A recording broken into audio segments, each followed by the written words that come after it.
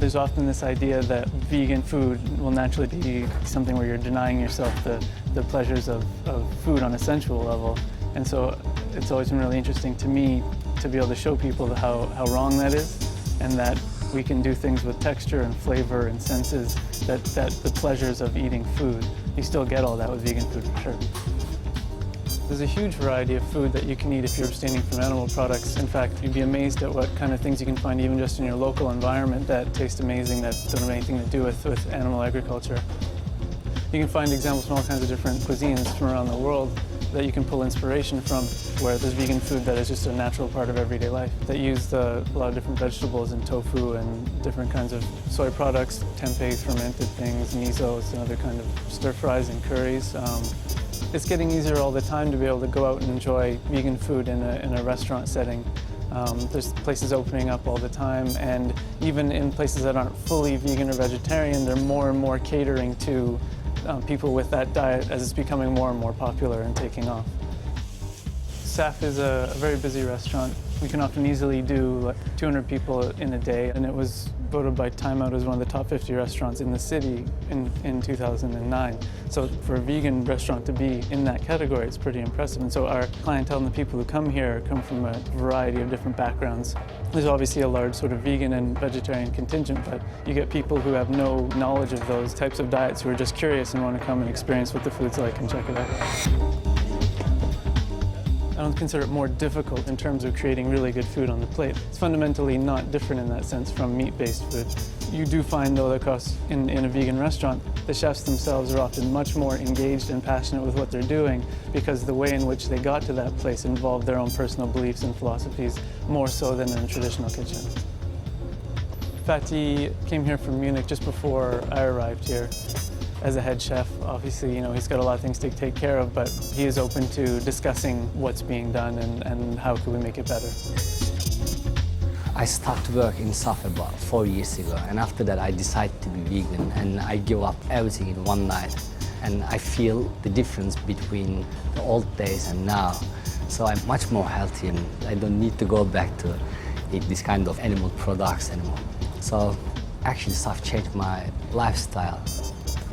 People love our foods, and they always keep asking to open the second one. We have lots of vegan and organic wine, so if you have a good baked tofu, you can get nice red wine. Normally, if you're making risotto, you have to use some chicken stock, veal stock, or beef stock, whatever, but I just use some mushroom stock or vegetable stock. I think it's the most popular dish in restaurant now.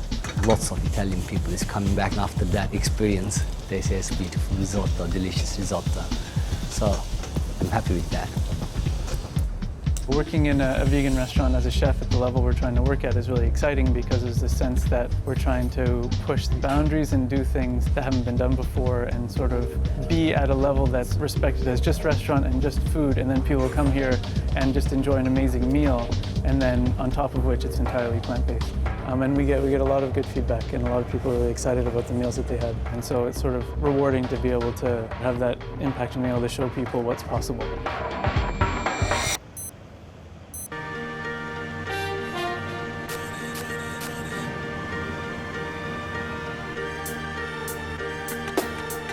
I have a very, very active lifestyle. I'm a retained firefighter. I'm on call 24 hours a day, 7 days a week. I always have to be armed and ready to go at all times, as well as my training. And I can honestly say that I never feel inadequately catered for on a vegan diet. I started running predominantly to raise funds for animal charities, and I started to win races, and I decided that the ultimate goal would be to run a marathon. I entered my first marathon in 2000 and I won it. And from there, I just decided that this was the way forward to help more animals and to promote vegan diet. Training for a marathon is not just about going out and running endless miles. It's about doing speed work, it's about doing a lot of endurance work and coupling the two together. So you've got to be fast, but you've got to be fast over a long distance. So I personally, and everybody's different, train between about 80 and 100 miles a week. I have complete 100% faith that my diet will give me everything that my body needs to perform well. I certainly don't look at meat eaters and think I could perform any better if I ate meat. I've run 22 marathons and I always produce a good run, no matter what. When I'm at a race, people are quite surprised that I can do what I do on a vegan diet, and they say, "Why are you vegan?" And I would say to them, "Well, why aren't you? Because after all, I've just beaten you. So perhaps if you try my diet, you might be up there winning races too." On one particular occasion, the person that presented me with the award was the Lady Mayoress, and she actually said that her daughter had been wanting to go vegetarian for quite a few months. When my mum was able to tell her that I'd been vegetarian since tiny and vegan since a teenager, she was really overjoyed that there was a role model there that she could use. That's a bigger achievement for me, because that's somebody growing up, and then she's the future, and veganism is the future.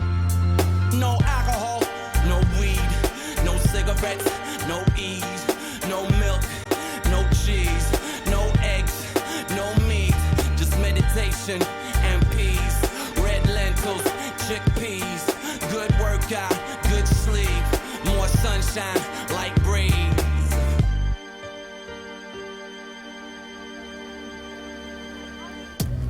I've been working for the NHS for over 15 years now, and it's wonderful because when I get patients sent to me who are overweight or got heart disease or high blood pressure, I can talk to them about all the plant-based foods they can eat that make them a lot healthier by cutting out all the saturated fat and high salt foods in their diet.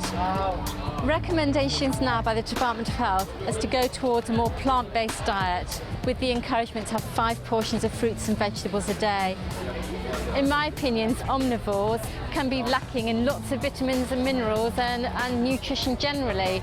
If you look at the obesity, look at all the fast foods, they're the kind of foods that vegans just wouldn't entertain eating at all. And certainly studies have shown that vegans are less at risk of heart disease, type 2 diabetes, and things like hypertension. So certainly a vegan diet encompasses all those health benefits as well.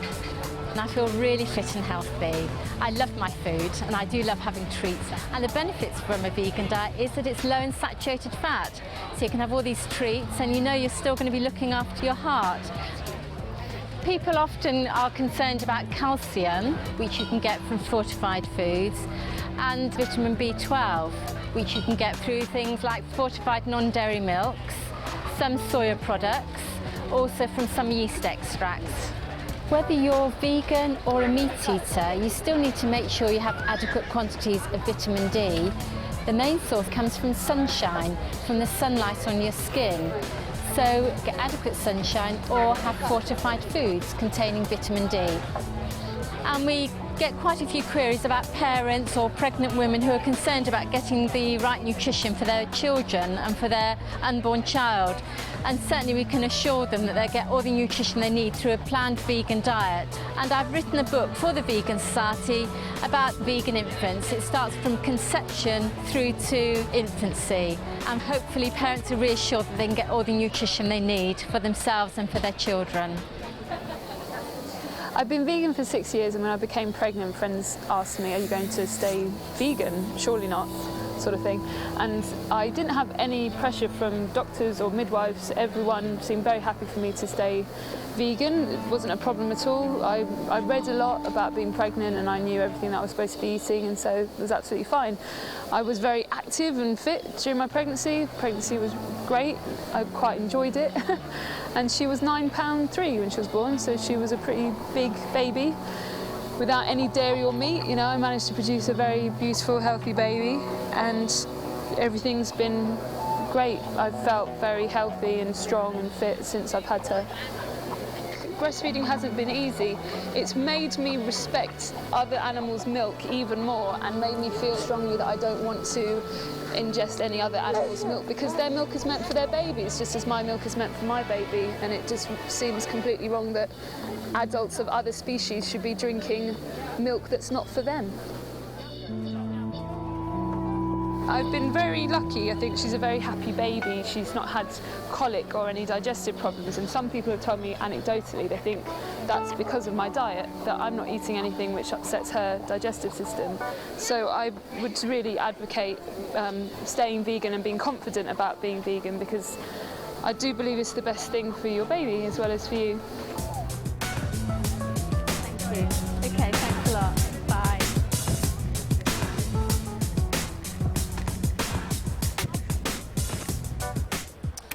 I'm here now with Labour MP Kerry McCarthy, and this morning we're going to be talking about global food security, the environmental concerns surrounding food production. Well, I think people just need to be very much aware of the impact of the Western diet on the environment as well. I mean, some people will become vegans because of health reasons, some because of concerns about animal welfare. But I think increasingly people are beginning to look at the impact of industrialised farming and the fact that we just cannot sustain a Western-style diet. The world's population is predicted to grow from 6.7 billion at the moment to 9 billion by 2050. And even if we don't have those levels of population growth, even if we stick to current levels, it's estimated that if everyone adopted a Western-style diet, we'd need 3 planets the size of Earth in order to sustain ourselves. A vegan diet is very sustainable because on average it requires 1/3 of the water and 1/3 of the land to produce a vegan-based diet than it would to produce an animal-based diet. And that's because farmed animals eat much more protein than they produce. Most of the protein that they consume is used to actually to live, to keep themselves warm, to repair injuries, rather than to actually what you could describe as grow milk, eggs or meat. More water and land is therefore needed to produce cattle feed, for example, which leads to deforestation, scarcity of water supplies, soil erosion, and the pesticides have a damaging effect on the environment as well. So we need to explore ways that are less harmful and wasteful and have less impact on our environment and on our natural resources. Some people ask me, well, what would happen to farmers' livelihoods if we all moved to a plant-based diet rather than animal-based? But obviously if people did do that, they would still be consuming crops that are actually grown by farmers. So there'd be a role for farmers to play to move towards a more sustainable way of farming. I live in the countryside and I see how much of the land, its potential, is just not being used. I mean, in Hampshire, a lot of the land is devoted to stables and horses. So we could actually change the land use to benefit the wildlife, the planet, the animals and us. A lot of people ask me, would the landscape look monotonous without livestock? I mean, I could say that we've actually created an artificial landscape which was more diverse before, with trees and wildlife, and we would actually encourage the diversity of crops. We would be seeing orchards of nuts and fruit. We would encourage a lot of understory shrub layers of soft fruit, a great diversity of vegetables and cereal crops. It would actually be a much better mixture of crops instead of huge monocultures of acres and acres. Because of the diversity, you would get more habitat for the wildlife. It would actually encourage the wildlife, which is under a great pressure with the current conventional farming. The bees here are very important. They actually operate at much lower temperatures than honeybees. They come out earlier and they feed later, so you're getting good pollination. I know also here there are 3 species of parasitic wasp, which means that you have a reduction in caterpillar numbers, which cause a great deal of damage to cabbages and broccoli and kale, and hardly any damage is seen here. The hedgerows are kept very thick. They're not cut every year, so they're richer for wildlife, and they're also connecting annuals between the hedgerows across the fields, which act as beetle banks and wildlife corridors. What these methods do is they actually benefit the biodiversity. You have more predators which keep a balance. You don't have the pest and disease problems. Could we manage on a plant-based diet in the UK? A lot of work being done with agroforestry is showing that we could have a lot of the crops growing here that we're actually importing at the moment. And a lot of things could still be grown outside. We wouldn't have to have heated greenhouses. And even just with the polytunnel like we're seeing here, it's surprising what you can achieve. We have now several stock-free, commercial stock-free farms like this one. We know that these methods work. Stock-free organic farming is a system of food production which excludes any animal byproducts or any dependence on animal inputs at all. It's not just about growing crops, it's also about the way we interact with what goes on, within nature around us. We've been doing it now for 15 or 16 years. It's working very well, people are very happy with it. I mean, it's nice to have people back on the land, working land, and everybody's more than happy to be doing it. We've developed a system of fertility building which relies very much on green manure, so we're using plants to produce nutrients which are fixed from the air to improve biodiversity, and not relying on importing somebody else's land to support our fertility, which is what most conventional and organic production is dependent on. So we've kind of designed this system which is more or less independent of exterior forces. And because we're building carbon in the soil, this is particularly important, and a very small increase in organic content in the soil has a huge effect in terms of carbon entrapment. In fact, this is one of the biggest carbon sinks possible, soil. So it's not only good for animals, it's also very good for carbon capture, which is obviously good for climate change. So we're building organic material, and the only way to build organic material long term is through plants. You cannot do it through manure, because manure dissipates into the environment very quickly, it gets broken down. Whereas plants, they leave roots in the ground, which gradually decay and become carbon. In here there's actually 4 different types of green manure, 4 different plants, all doing slightly different things. But all building fertility, and the final outcome of this is a soil which is very friable, good population of worms, easily worked, doesn't take as much energy to work soil when it's in good condition, and very good for plant roots. So this forms the basis of fertility for future cropping. For future cropping, yeah. We grow a whole range of crops, 70 different types of vegetables. Almost 300 sowings a year, almost 1 sowing every day on average. So it's making the best possible use of land to feed people, which is really what farming should be doing. And I do very much hope that there will be a transition from the conventional type of agriculture we have now to a stock-free agriculture in the future. Right, okay. Thanks a lot. See you again. Welcome. See you later. Stock-free farming could support people in developing countries as well as here. The same techniques would be beneficial. We would actually not use the vast amounts of water, land, food to support the livestock. We would actually create more tree habitats, making a difference with climate change. It's been interesting looking at the way the environmental debate has developed. I mean, initially people thought carbon emissions, that's about the energy we use in our homes, or it's about the amount we drive or the amount we fly. But increasingly people have realised that food and the environment are so closely interconnected, and there's been a growing amount of research which is saying actually the way we eat and what we throw away is having a significant impact on the environment. Every step of the journey from the field to your plate is creating carbon. It could be anywhere as high as sort of 18% of greenhouse gas emissions is caused by the meat and dairy products we eat. Compare that, say, with the aviation sector, which is only 2%. So, there's a tenfold difference between the aviation sector and the food sector. We only have one planet, and it's a defined size. There's only a certain amount of arable land, and a lot of that's being increasingly degraded through animal agriculture. These, in Australia, certainly hard-hooved animals and many other parts of the world are degrading the quality of the land, and we need to be very careful with the way we farm in order to make sure that land is there to sustain us for future generations. Cattle in many countries in the world outnumber the people. The cattle themselves produce a lot of waste, they require a lot of land. Methane is produced from them, which is a huge contributor to global warming, one of the most significant. And for every kilo of meat, an increasing proportion of dung goes onto the land. In the US, as the FAO report says, that's one of the primary causes of water table pollution. In the Amazon, the vast majority of deforestation is being used for cattle farming, and much of the remaining is for soya protein, which is used as cattle feed.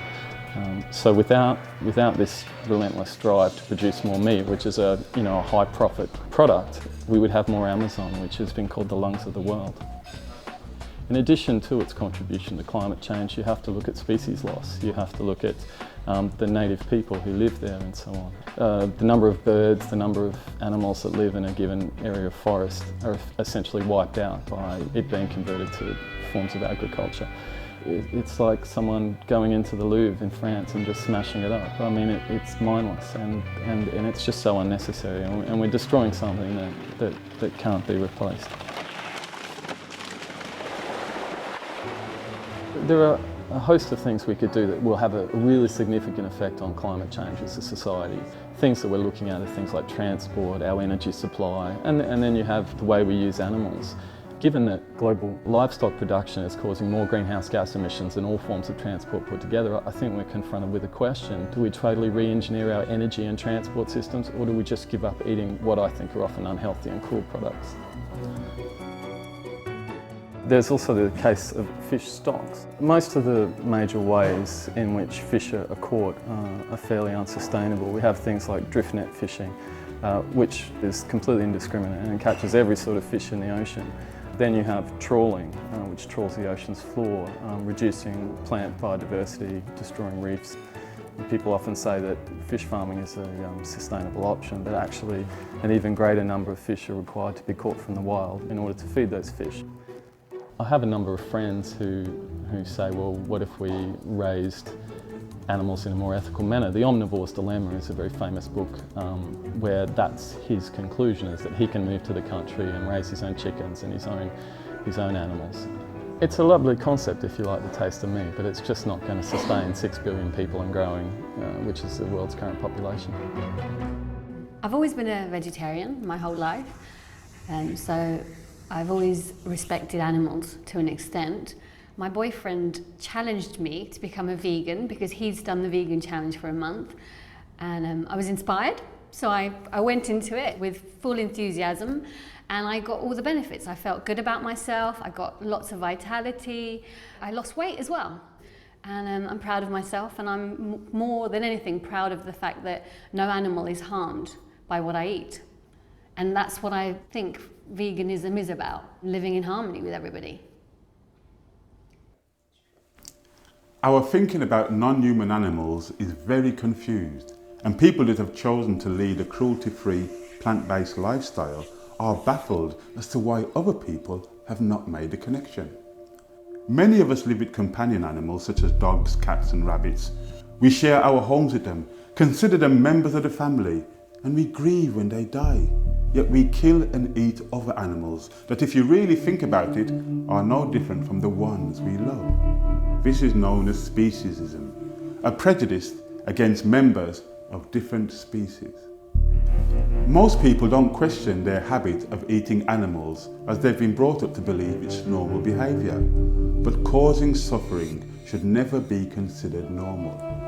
According to the United Nations Food and Agriculture Organization, humans kill approximately 56 billion animals for food each year, and this doesn't include fish. This quantity can only be achieved by factory farming animals, which can lead to diseases such as bird flu, swine flu, BSE and MRSA. Antibiotic-resistant microbes are the result of the overuse of antibiotics. Over half the antibiotics in the UK are given to farmed animals, not humans, and farmed animal diseases can spread to humans. Behind windowless walls, it's easy to turn a blind eye to the horrific reality of factory farms and slaughterhouses. You may think this footage is old, that things are not like this anymore. Wrong. This is exactly what it's like, and what happens to the farmed animals who live outside is not too dissimilar. Free-range chickens will usually be slaughtered for meat at 8 weeks and organic at around 12 weeks. People see cattle and sheep grazing in fields and think they're okay, but they'll also be sent to slaughter like all animals bred for food. Factory farmed and free-range animals are treated as commodities, and their individual needs or preferences are not respected. And it's not just to produce meat. Every year, millions of farmed calves and chicks die in order to produce milk and eggs. Male chicks don't produce eggs and are not profitable for meat production, so are killed the day they are born. And laying hens, when their egg production starts to fall, are also killed long before their normal life expectancy. It's no fun for cows either.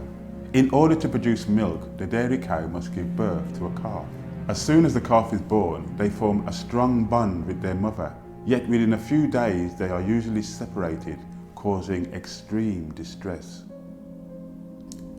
Male calves do not produce milk and are usually shot at birth or sent for veal production, and the female calves are added to the milk production line like their mothers. 3 months after the loss of her calf, while still producing milk, she is usually made pregnant again. She's put through this exhausting procedure 3 or 4 times until she too is deemed redundant and killed.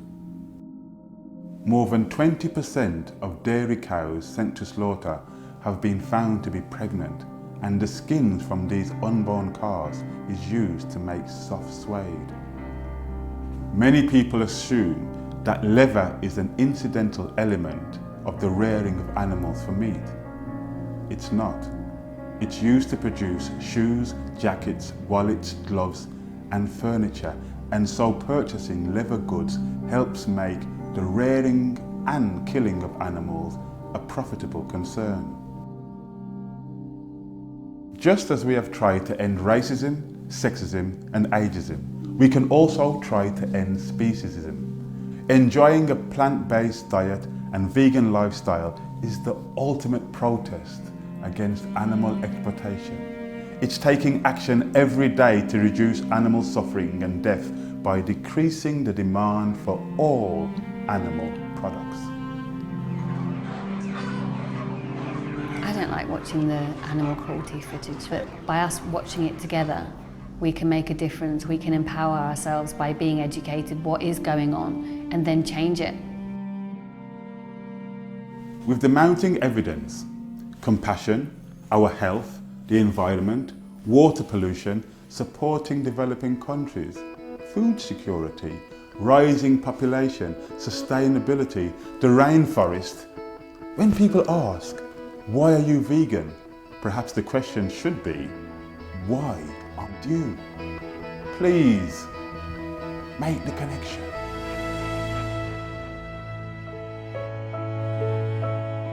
I like being able to abstain from the negative aspects of food culture and be able to celebrate the positive ones.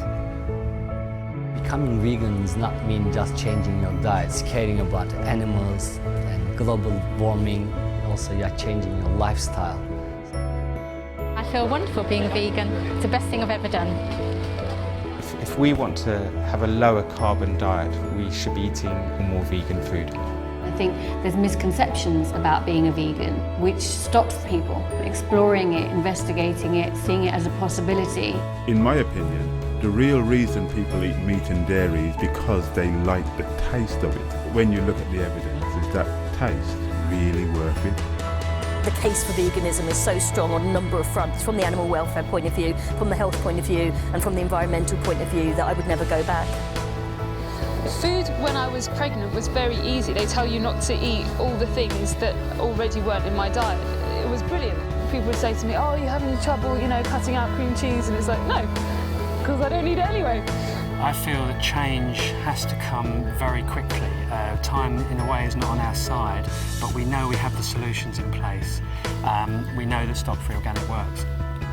So whether people are concerned about developing countries, the environment, their health, or our fellow creatures, becoming vegan is an active, positive and compassionate choice. Yeah, I suppose maybe I do feel proud, but I've never really thought about it. But I feel lucky more than proud, I think. For the future, I hope that more people respect each other, care for the planet a little bit more, and respect animals a lot more, and just try a cruelty-free diet.